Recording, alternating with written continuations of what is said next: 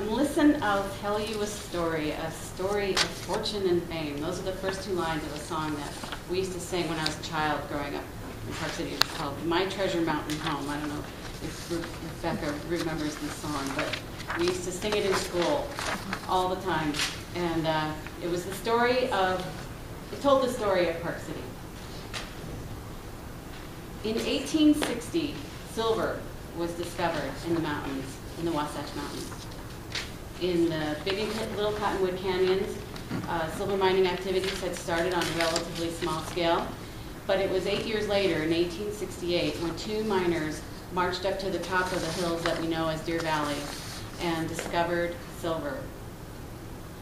It was 6 months before the Transcontinental Railroad would be connected at Promontory Point, just north of Ogden here. And these two soldiers were standing at the top of this mountain, and they had been searching for a glory hole. And a glory hole is an outcropping of rock that has identifiers of silver ore underneath. So they were up there, they saw a big, huge outcropping of this gray and white granite, and they identified it as what they call galena. And galena is a type of rock that contains copper, lead, and iron. And it produces high levels of silver. So it was late October in 1868, and they saw a storm coming up. And it was looking like it was going to snow. So they packed a bunch of these rocks up into their knapsacks to bring down for further analysis. They tied a bandana to the top of a stick and they stuck it into the ground, and they marched their way back down the mountain, tired, cold, excited about what they found. And they went to Kimball Junction, where they caught the Overland stage, which is horse-drawn stagecoach, down to Salt Lake City. And they watched the snow fill the mountains for the rest of the winter. It wasn't until the next spring that they were able to come back up to the top of the mountain and stake their claim and go through the process of finding a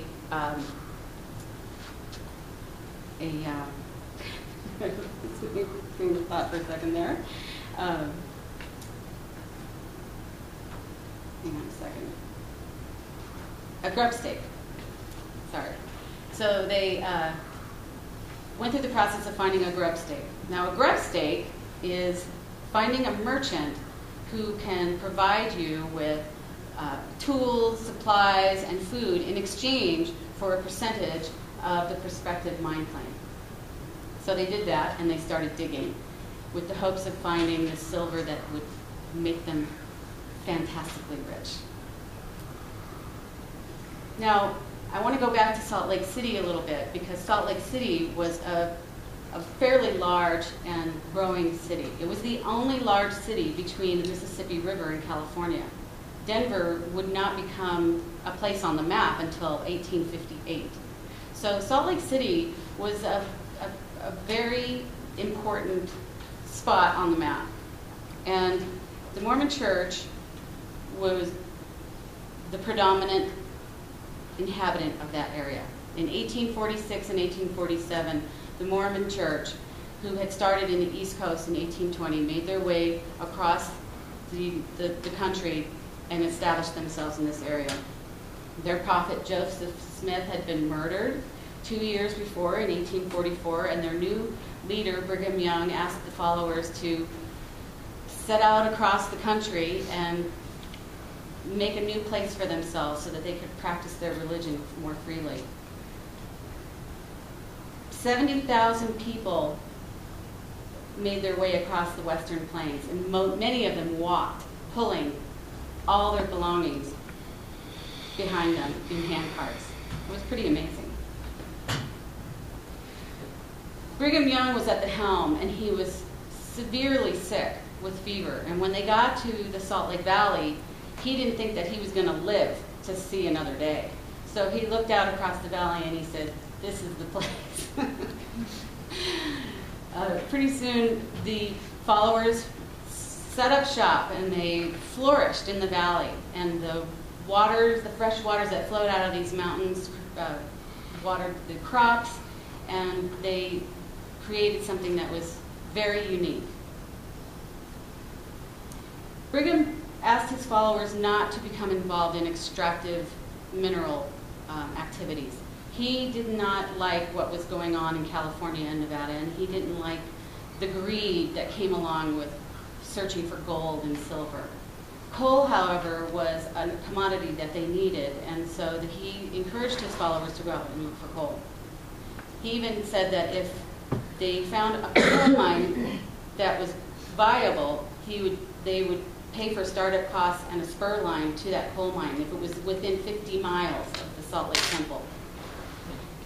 There was so much coal in these coal mines that they had to renege on a lot of those deals, because if it was 50.1 miles from the temple, they would say no. Travelers that were heading out west had to stop in Salt Lake City. There was no other place to get supplies and rest. And the Mormon Church took full advantage of their placement on the map. Mark Twain once wrote in a book called Roughing It, which chronicles several journeys that he took across the West on the overland stage, that what cost 5 cents in Chicago cost 25 cents in Salt Lake City. And commodities like tobacco and alcohol and coffee, which were not forbidden in the Mormon Church prior to their arrival in Salt Lake City, Brigham Young asked his followers to stop using those items so that they could sell them for 5 to 10 times their worth. It was a brilliant business plan, and the church made millions. The church, however, was under severe scrutiny by the U.S. government. President Lincoln and Johnson were very leery of the Mormons and what they were planning to do out here. Their plans were to build a separate state, a state called Deseret. And the powers that be in Washington were not allowed to let that happen. We had just gone through a civil war, and we know how well that worked out for the states that wanted to secede. Colonel Patrick Connor was sent to Utah in 1862 to keep an eye on the overland mail routes during the Civil War, and Brigham Young. And he was a staunch anti-Mormon. He quickly set about to reduce church influence in the area by sending his soldiers out into the hills to search for silver and gold and other precious metals. 2 of his men set out into the hills of what we know now as Deer Valley, and in the early 1870s, Park City began to change the face of Utah's future. Thank you.